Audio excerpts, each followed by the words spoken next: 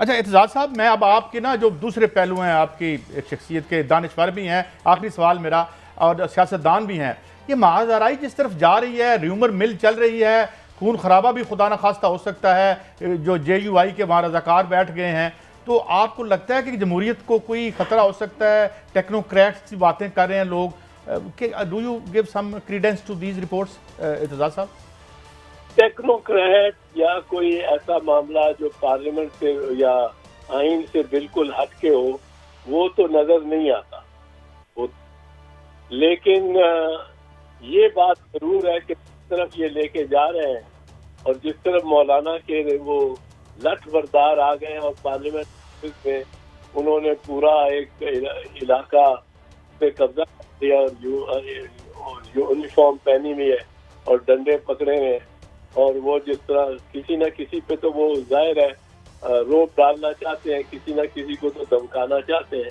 अब वहाँ पुलिस भी पहुंची है, वहाँ ही अगर दंगा हो जाए, कुछ हो जाए, तो ये तो मौलाना के को भी सूट नहीं करता। अगर मौलाना समझते हैं कि अपोजिशन जीत रही है ये वोट, तो मौलाना को इस किस्म का काम नहीं करना चाहिए। इस किस्म के काम से वो अपने वोट को खराब करेंगे और प्रोसेस ऑफ वोटिंग को खराब करेंगे, फिर मामला अदालतों में चला जाएगा, अदालतें फिर उसका एक लंबा प्रोसेस, वो एक लंबा प्रोसेस है। जी जी। तो thank you Aitzaz Hasan sahab, you are always so kind to shed light is very tricky issues, और जो एक बड़ी सटल्टीज कानून की नाज़रीन हमने आपके सामने पेश की।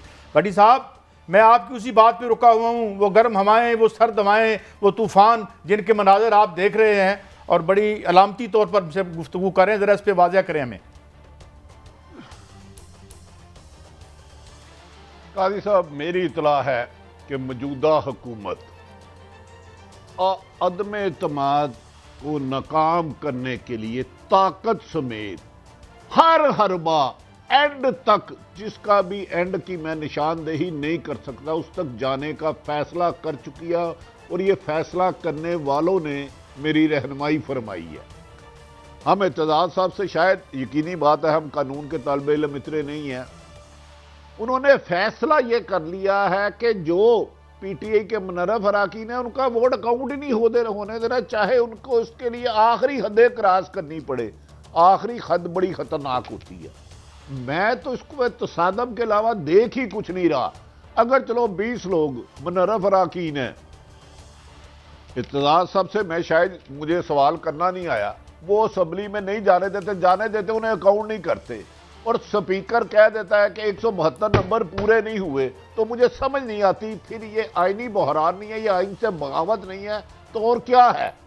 इत्तेजाज एहसन जैसे साहिब इल्म वकील अनवर मंसूर साहब है और खुद हुकूमत के सीनियर मोस्ट इस वक्त अहम ओहदों पर भी हैं और वकील भी हैं, उनका कहना यार मेरी समझ से बाहर है, हमारी हुकूमत को क्या हो गया, ये क्या कर रहे हैं, ये वोट से नहीं रोक सकते किसी को। तो हुकूमत तो ये फैसला कर चुकी है। अब अपोजिशन ने देखें, उन्होंने तो इनका अकाउंट नहीं गिनने या इन्हें पहुंचने नहीं देना, एक सूरत है। दूसरा, अगर गए तो स्पीकर साहब को वजीर आजम साहब हुक्म फरमा चुके हैं कि आपने PTI के लोगों को वोट की इजाजत नहीं देनी भी है तो अकाउंट नहीं करना। वो तो फिर 172 नहीं होते पूरे। फिर मुझे बताएं, आप क्या समझते हैं फिर क्या होगा उधर। मैं पहले मलिक साहब, आप बड़ी देर से खामोश हैं, ये ज़रा फवाद चौधरी साहब ने इसी मौजू पे कोई बात की है, इस पर मैं आपका टेक लेता हूँ जी।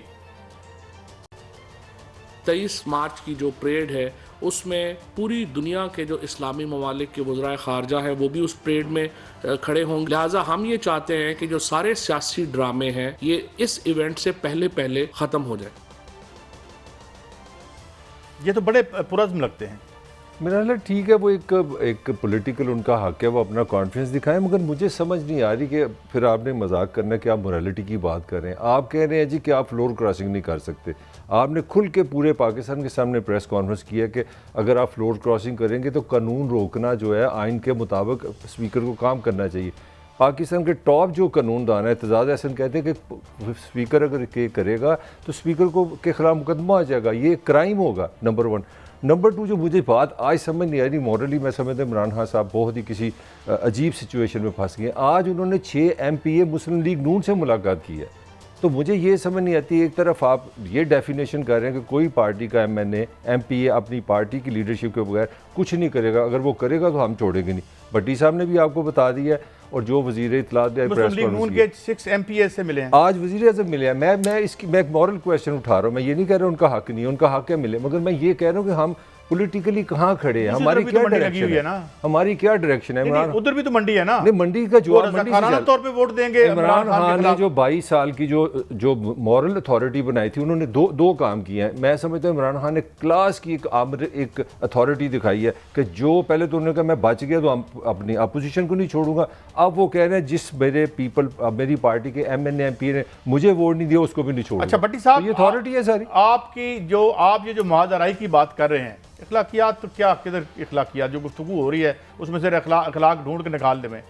ये मुझे बताएं भट्टी साहब कि ये जो मुआज़राई है, इसको जो हमारी डीप स्टेट है या जो एस्टेब्लिशमेंट है जिसकी पुरस्कार खामोशी, इस दफ़ा बड़ी अच्छी बात है कि वो दिखा रहे हैं हमें कि हमारे लीडर किस किस्म के हैं, तो वो उधर से कोई हवाएं अभी आ रही हैं या वहाँ बिल्कुल हब्स का है और कोई पता नहीं हिल रहा? भट्टी साहब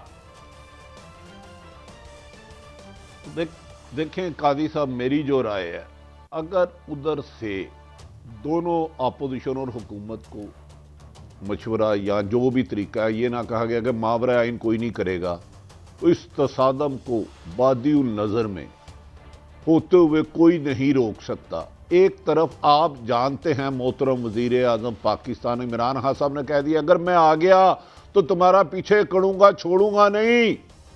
तो अभी तक अपोजिशन ने जवाब नहीं दिया। अगर अपोजिशन की अदम एतमाद कामयाब होती है तो वो क्या करेंगे? मुझे तो दोनों सूरतों में जवाब दे दिया बिलावल भुट्टो साहब ने आज। तो सादम और नहीं वो मैंने ये अर्ज किया ना, ऊपर से इन्होंने आज कह दिया कि उस डी चौक में जलसा भी होगा।